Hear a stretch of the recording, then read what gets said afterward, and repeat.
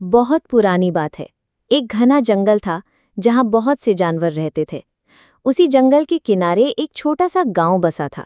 गांव में एक किसान रहता था जिसका नाम था रमेश। रमेश हर रोज सुबह खेतों में काम करता और दोपहर को एक पेड़ के नीचे बैठकर खाना खाता। एक दिन जब वो खाना खा रहा था तो अचानक एक बंदर आया और उसका खाना छीनकर पेड़ पर चढ़ गया। रमेश हैरान तो हुआ लेकिन गुस्सा नहीं किया। उसने ऊपर देखा और बोला, अगर भूख लगी थी तो कह देते, चोरी करना ठीक नहीं होता।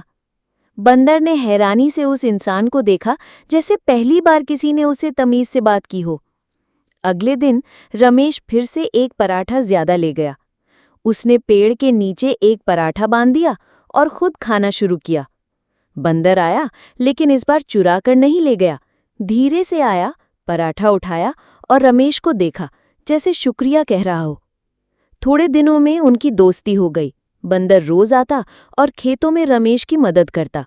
कभी घास साफ करता, कभी पानी चलाता। फिर एक दिन कुछ लोग गांव आए। उनका कहना था कि वो जंगल काट कर वहां फैक्ट्री बनाएंगे।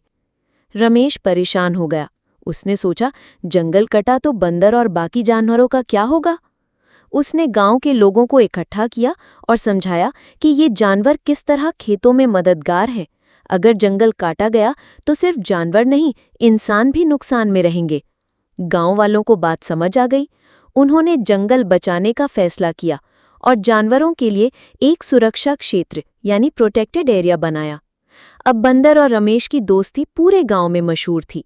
एक मिसाल थी, इंसान और जानवर अगर मिल के चलें तो दोनों की दुनिया बेहतर बन सकती है। If you like this story, like and subscribe to Abdul Latif Solanji channel.